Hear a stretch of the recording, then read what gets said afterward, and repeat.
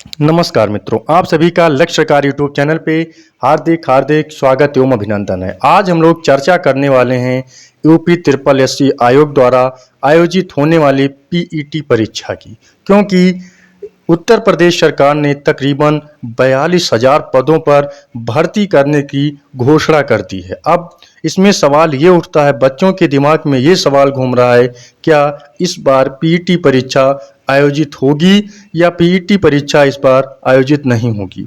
जैसे अगर पीईटी परीक्षा आयोजित नहीं हो जाती है तो तकरीबन 20 से 25 लाख बच्चों का इस बार ये जो 42,000 भर्ती है इसमें मौका पाना मुश्किल हो जाएगा। क्यों? क्योंकि तकरीबन 1 साल से ज़्यादा हो रहा है कि परीक्षा का ना कोई लापता है, ना अता ना पता, बिल्कुल लापता जैसी स्थिति है। इसको सीधा सीधा नोटिस देना चाहिए, या तो पेट खत्म या तो पेट आयोजित किया जाएगा।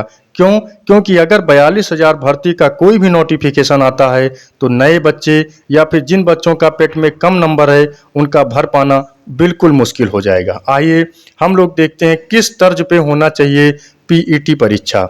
जो सेंट्रल गवर्नमेंट है वो सीटेट का आयोजन कराती है। अब सीटेट का जो आयोजन होता है वो अपने अनुसार उसने कैलेंडर जारी कर दिया है, और उसने कैलेंडर में ये निर्धारण कर दिया है कि साल में 2 बार सीटेट की परीक्षा आयोजित की जाएगी, और उसने अपना टाइम, डेट एक्चुअल उसमें मेंशन भी कर दिया है कि इसी महीने में इसी तारीख से फॉर्म भरे जाएंगे और इसी महीने में इसका पेपर होगा। ये पूरा एक्चुअल उस पर मेंशन कर दिया है सीटेट में। उसी तर्ज पे यूपी ट्रिपल एससी आयोग को समझना चाहिए और पेट की परीक्षा उसी के तर्ज पे कराना चाहिए।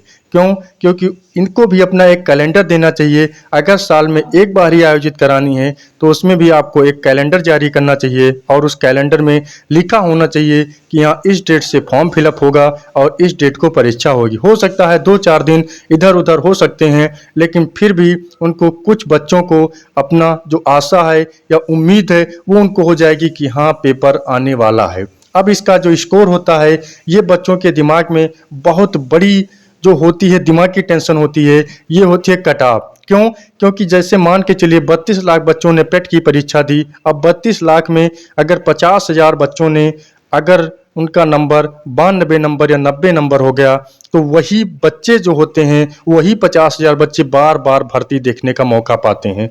उससे कम जो बच्चे होते हैं, यानी 90 नंबर से जो कम जिन बच्चों का होता है, उनको कोई भी भर्ती देखने का मौका नहीं मिलता है। ये सरासर जो आयोग का डिसीजन है ये बिल्कुल गलत है। क्यों?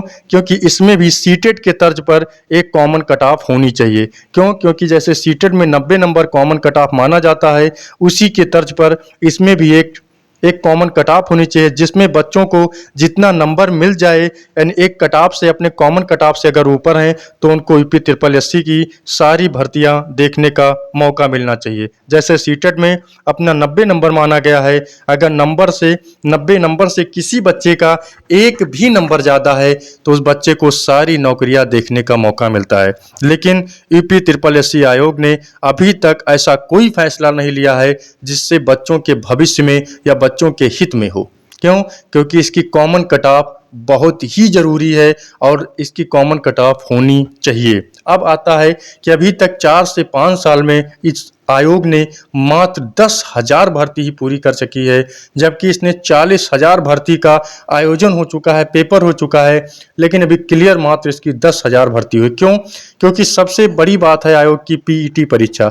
इसको हर साल आयोजन कराना है और लगभग 1 से 1.5 साल के बीच में आयोजित कराई जाती है। अब जब इसको आयोजित कराना होता है, जब लगभग 6 महीने से इसको सोचना पड़ता है, फॉर्म फिलअप कराना है, नोटिफिकेशन देना है, फॉर्म फिलअप कराना है, पेपर कराना है, एडमिट कार्ड देना है, यानी तकरीबन 6 से 7 महीने आयोग और कोई दूसरा काम नहीं कर सकता है। इसीलिए इसकी 40,000 भर्तियों में अभी तक 10,000 भर्तियां पूरी हुई हैं, इसकी 30,000 भर्तियां आज भी पेंडिंग चल रही हैं। क्यों? मेन कारण है पेट। अगर पेट में आप 7 महीने 1 साल का टाइम गंवा देंगे तो फिर मात्र 5 महीने में ऐसी कोई वैकेंसी नहीं है जो पूरी कर चुके। क्यों? क्योंकि 6 महीने तो उसका फॉर्म फिलअप होना, उसके फॉर्म की जांच करना, फिर एडमिट कार्ड इशू करना, पेपर बनाना, लगभग 6 से 7 महीने तो इसी में लग जाते हैं। अब भर्ती प्रक्रिया का जो मिनिमम समय होता है वो लगभग 7 से 8 महीने होता है, लेकिन एक भर्ती का लगभग 7 से 8 महीने और यूपी ट्रिपल एससी के पास कई विभागों की भर्तियां हैं।